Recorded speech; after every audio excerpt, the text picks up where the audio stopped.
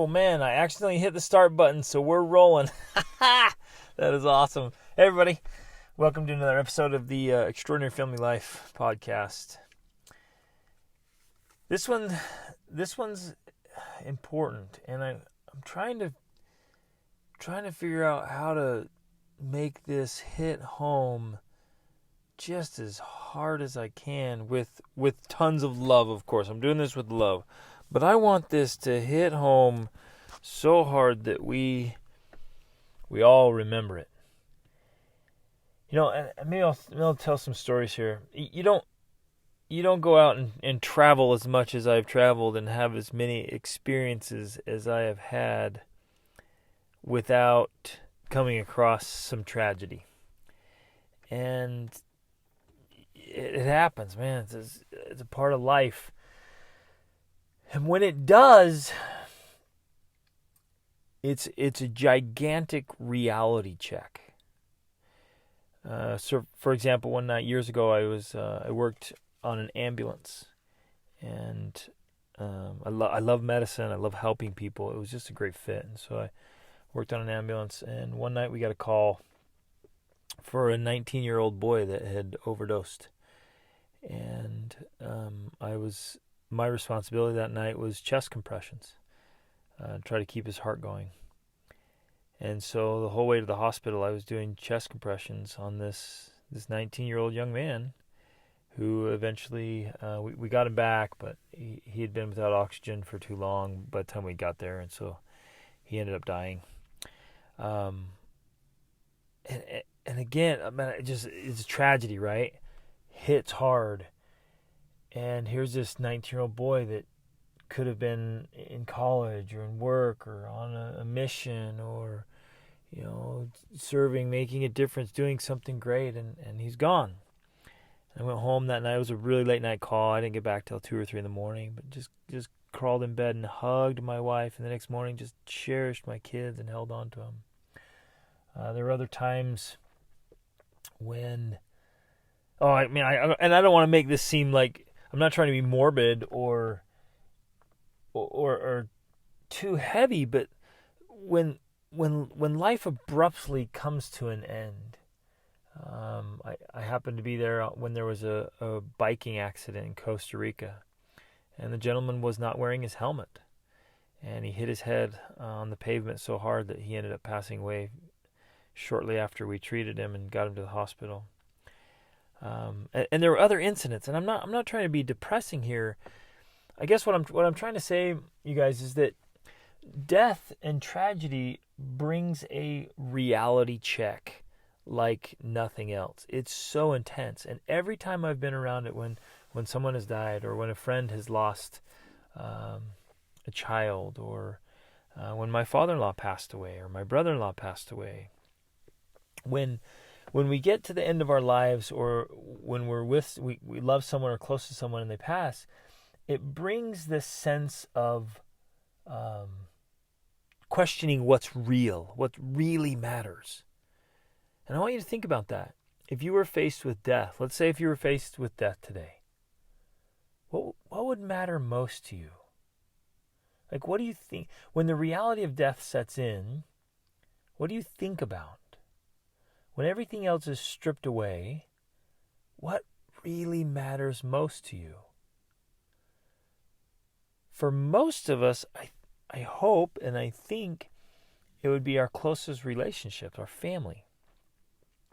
And that's the point of this podcast. And I'm sorry to start out really heavy like that, but I want to drive this home, that when we're faced with the reality of our mortality, we turn to family. When, there's a great book and articles about the book called The Top 5 Regrets of the Dying, that when people are terminally ill, when they're on their deathbeds, and I've done other episodes about this, so I won't go into that much, but when people are on their deathbed and they're looking back at their life now, knowing that it's about to end, what do they think about the most? I've never even heard of or met anyone or heard anyone say that people at the end of their life were like, man, I sure wish I'd spent a couple more days at the office. They don't do it. They think about family, their closest relationships. It's the connections with the people we love that we think about. Now, very often on the deathbed, there's tremendous amount of remorse or regret, wishing they had done more or done better in those relationships. But it really comes back to family. So I want to focus in today with that kind of long-term perspective, life perspective, getting to the end of your life and looking back perspective. What is it that really matters most? And I want to start that way, you guys. I want to start that heavy and that strong and that intensely. Sorry about that if it shakes you up. But I want to start with that kind of strength and emphasis to say, hey guys, let's have a serious reality check about what we're doing with ourselves. Because it's easy to slip into these stories we tell ourselves that we even say to ourselves, oh, I'm doing this for my family. But it's not really what the family needs, or especially not really what they want. And we love to say, oh yeah, family's the most important thing to me.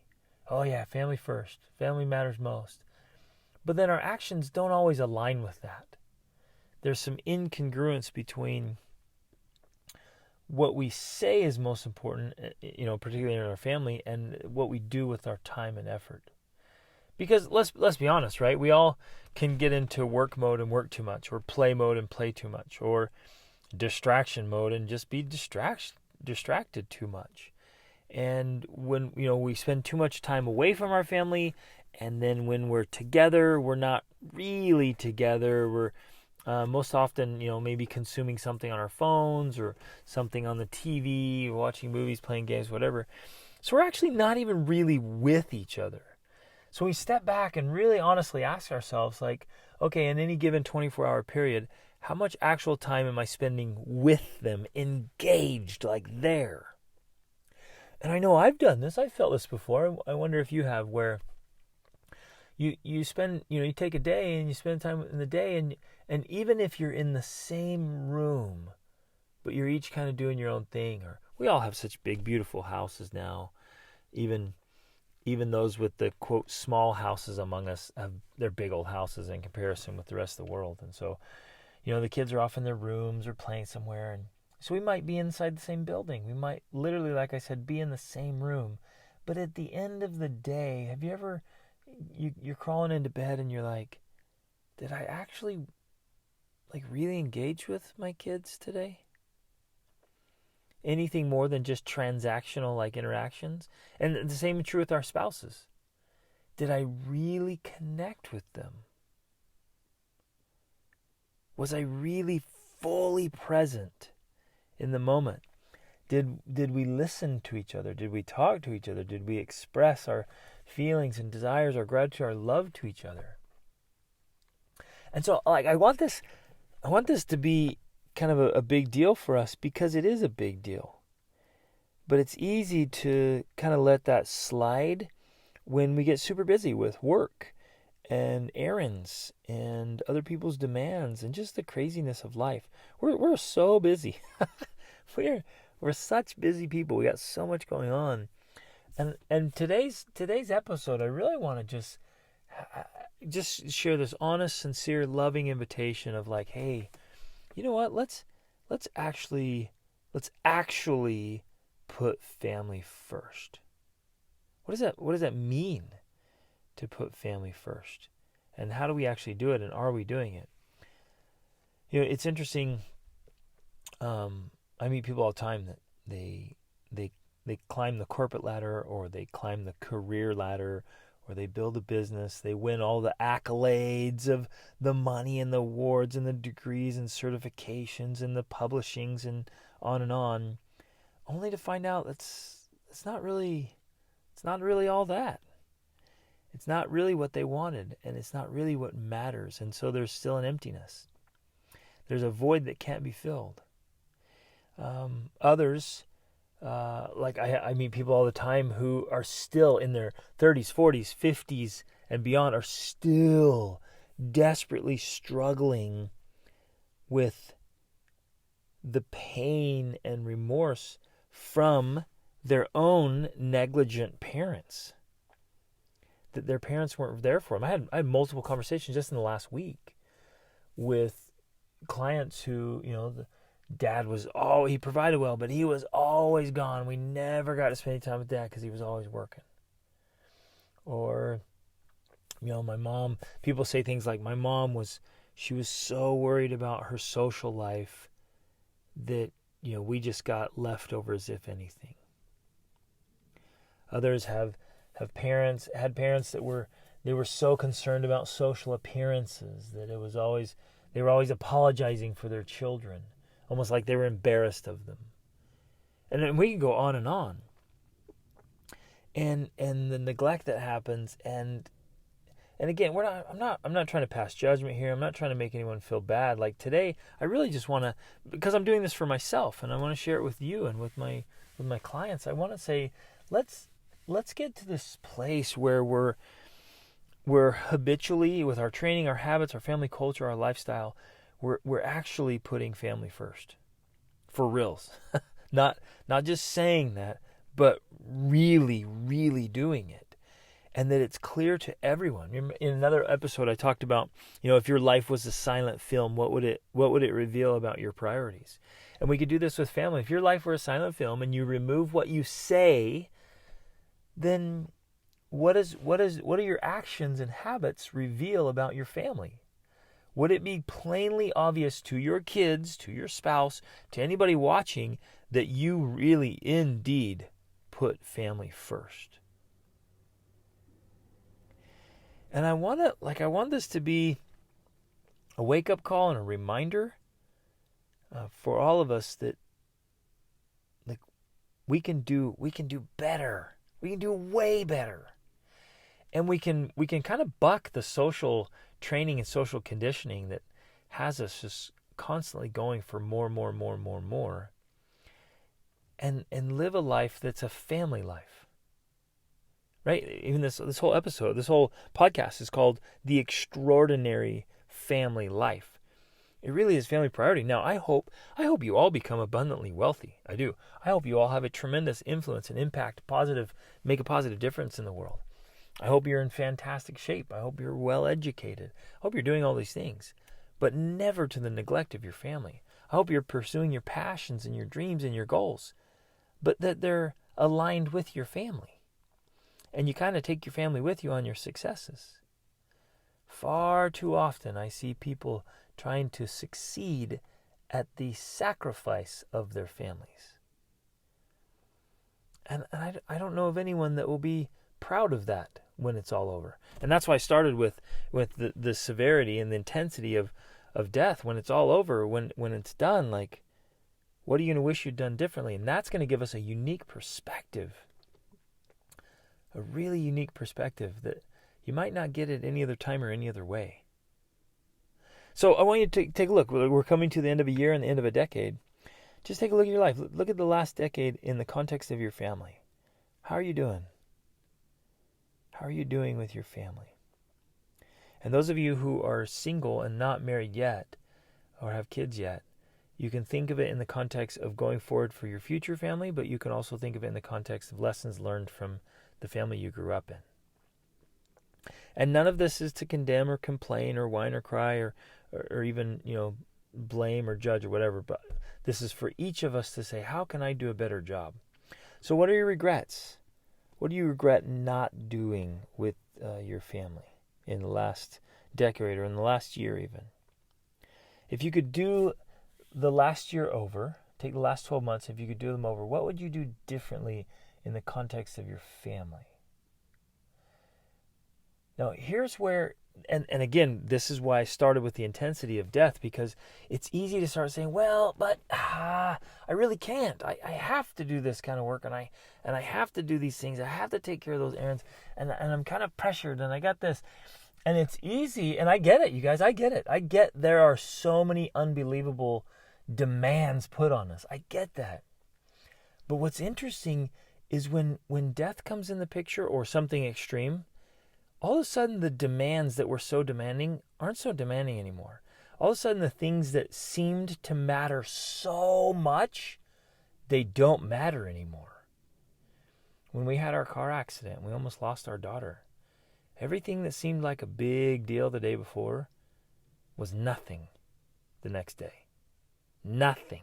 It didn't matter at all. I just wanted to make sure my daughter was okay. And I've seen that, experienced that, and every time I've been around a tragic accident or in some way in all our travels and adventures, I always immediately think of my family and think of their family. And so I go with that kind of intensity because it'll shake us up a little bit. It'll make us question the reality of our excuses or our reasons. I'm not saying they're all excuses, or our reasons, and say, okay, wait a minute. If we really were coming to an end here, like, is this, would this excuse or this reason really hold up? Whew, this is intense. Sorry. I don't mean to, but I mean to. You know what I'm saying? I want this to be intense. I want this to hit home with so much power, you guys. I'm just kind of speaking from the heart here. I do not want to get to the end of my life, in fact, to the end of the next decade or to the end of this year, and regret the way I've treated my family. Whether that's commission or omission, things I did or things I didn't do but should have done. I don't ever want to do that. And I've been thinking like that. I approach every year like that. Every year. And I try to approach every week like that. I fail some weeks. But I'm trying always like, okay, at the end of the day, at the end of the year, at the end of the decade, at the end of my life, am I going to be proud of what I've done? Because family truly does matter most. Do my actions align with that value that I have in my head and in my mind? And if I tell myself stories and I just work, and I tell myself, oh, I'm doing it for them, and I work and I tell myself, well, I have to do this. My boss says I have to, and well, this is my career, and I have to do this, or all these errands, or all these demands, or my church has these requirements, or my hobbies, or my buddies, and I use all those other excuses. At the end of a time period, am I going to be able to hold up with that? Am I going to be okay with that? And we often we'll get there and be like, no, I blew it. I really wanted to take that trip with them. I really should have spent the time with them. I should have made the investment with them or in them. I should have given them time and attention. And that, my friends, even literally comes down to how we spend our evenings. If you're all sitting around looking at screens, are you going to be satisfied at the end of the night with that? Even the little, you get what I'm saying? Even little things. And it's easy to like, oh man, we're tired, we're working so hard, we're also busy. Let's just let's just sit around and do nothing. Instead of like being intentional about a conversation or being intentional about a little weekend getaway with a family, or taking a Saturday or taking a weekday for that matter and going and doing something memorable. See, Rachel and I, we've become really intense about this, and we did it like we started doing this like over 12 years ago. We're like, you know what? Forget everything else. We are going to be tenacious about creating and gathering memories and experiences. Those are the things that we can take with us. Those are the things that matter. Like our children, this is their childhood. This is what they're going to remember for the rest of their lives. This is what we're going to remember about the times we had our kids, because the years fly by. Even though they seem like they're dragging by sometimes, they're going to fly by, and the kids will be gone, and we'll be empty nesters, and all we'll have then is the memory, and we'll have the rest of our lives to reflect on how we did. And I want to live as much as possible without regrets. And I want to have tons and tons of great memories.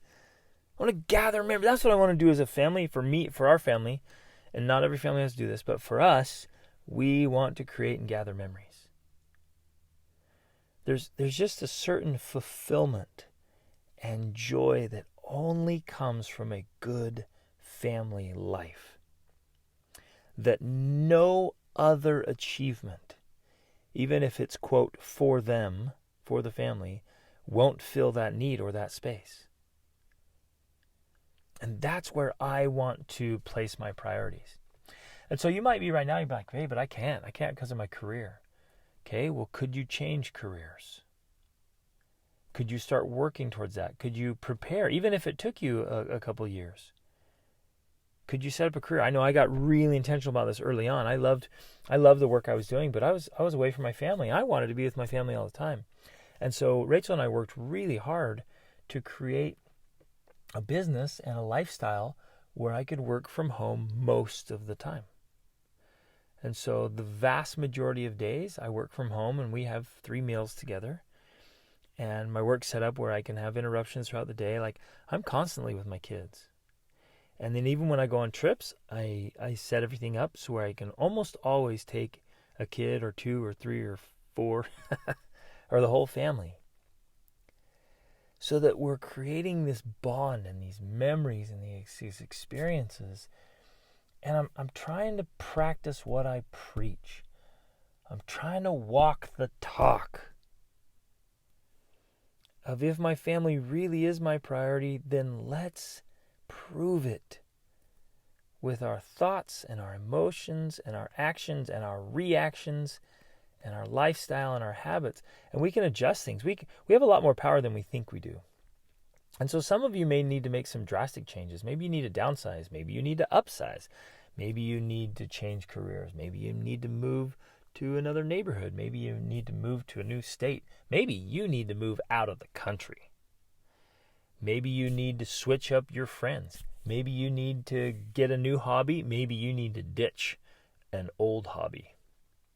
Maybe you've got some bad habits that have just got to go. Or maybe you just have some neutral habits and you need to get some really great ones in place. Maybe some of you have some addictions that are destroying you and your family, and it's time to be done with those things. And I want you to think that if you're at the end of your life, would it have been enough? Or is it time to step it up? You with me? Oh, man. Now, you guys, this is heavy stuff, serious stuff, and I want it to be serious because, and I'm willing to go serious here, and I'm willing to be kind of intense and heavy on this because with all genuine sincerity, number one, I do not want to regret this when I'm done. I don't want to regret how I've been as a dad. That's one thing that I made a commitment when I was on my own as a 16-year-old that I would step up and be an awesome dad. And I've tried so hard to do everything I can. I know I need to do better still, but I'm not messing around. And number two, I sincerely do not want you to have that regret. And I'm willing to speak bluntly and forcefully and intensely, do whatever I have to do to help you feel the weight of this. Because look, you want to feel the weight now. You want to feel the strain now and not the pain of regret later. So even some intensity right now is worth it, right? So we can make some changes so we're not filled with remorse and regret later in life. That's what I'm going after here. So you guys, let's put family first. For reals? For reals! Put family first. And it is just blatantly obvious in all of our thoughts and our actions and our words. What we do in the morning, what we do during the day, what we do in the evening, every time we interact with our spouse or our kids, the way we've designed our life. And yes, you can design your life. And you can alter your personality. Some of you may not like it, but you can learn to like it. Some of you may not like being around your family right now. So what can you do to change that? Some of you may not like being around your spouse. You might not like being around your kids. How could you alter that? You might not like your family culture where it is right now, and it's unpleasant, and you're in this buffering mode. You're avoiding it all the time. What can you do? Let's not blame it on them because you can't change them, but you can change you. What can you do to alter that so that you want to be together? So you want to be madly in love with your spouse again. You want to just be caught up in the wonder and the awe and the awesomeness of raising another human being. And if you have some teenagers that are kind of being a little stinkers, or toddlers for whatever. Like, what can you do to alter that? What can you do to help things go right? And yes, it is 100% possible. Don't you dare believe the lie that, oh, that's just the way it is. Toddlers are just rotten and teenagers are rotten too, and that's just the way they are. That's not true. I've got some incredible teenagers, and I've worked with some incredible teenagers. Awesome is an option with all of them. So what can you do to make that happen? What can you do to make it a priority and alter it so that it's wonderful, it's joyous, it's what could be better, my friends, than a really great family life? And what could be worse than a really rotten family life? You don't want your kids being the ones who are going to counseling in 20 years from now because you weren't there for them. What you want is kids who remember those blissful, wonderful years and how dedicated you were and that you really did put family first. That's what we all want. So let's promote this. Let's share this. Share this with everybody. Share it with your family. Share it with each other. Share it with your friends and neighbors, coworkers. Let's become evangelists. Join me, you guys. Join me in sharing this message. It's important and it's a little intense, and we can be joyful and happy about it too. But like this, I want the seriousness of it to sink in. Let's share this message. The world needs to be reminded. You need to be reminded. I need to be reminded. The neighbor needs to be reminded. Our church congregations, our schools, everyone needs to be reminded family matters. And let's put them first. Not just with our words, but with all of our actions and our habits and our lifestyle. Let's put family right back up where it belongs, at the center of life and society. And let's make it happen. You guys make your family absolutely extraordinary. If you have questions, doubts, concerns, you don't know how to do it or what to do, tell me how I can help. Shoot me a message. Sign up for a coaching session. Whatever. I mean, we've created programs for parenting and for marriage and for lifestyle. And we're doing everything we can to help you get the finances you need, the lifestyle you need, the techniques, the tools, the strategies, just whatever. This is my life's work with my family. And this is what's so cool is my family's engaged. Rachel and I do this together, and our kids are on board too. They're on it. Our life's work is as a family to promote family life. And just make it awesome. So put your family first. Give them everything. What are you going to do to make the rest of this year really special? Not just one day, not just a couple of days. What you can do to make it really special. And then set it up so that every month you're doing things, every week, you're doing things that you and your kids and your spouse are like, wow, this is great. It's great to be alive. It's great to be a family. Oh, it's great to be a family. That's what we want to do. And we can have that happen. It's totally possible, and it's awesome. We got to be intentional about it and make it happen, though, you guys. Love you. You're awesome. Remember, train for greatness. Awesome's always an option, especially in family life. Reach upward.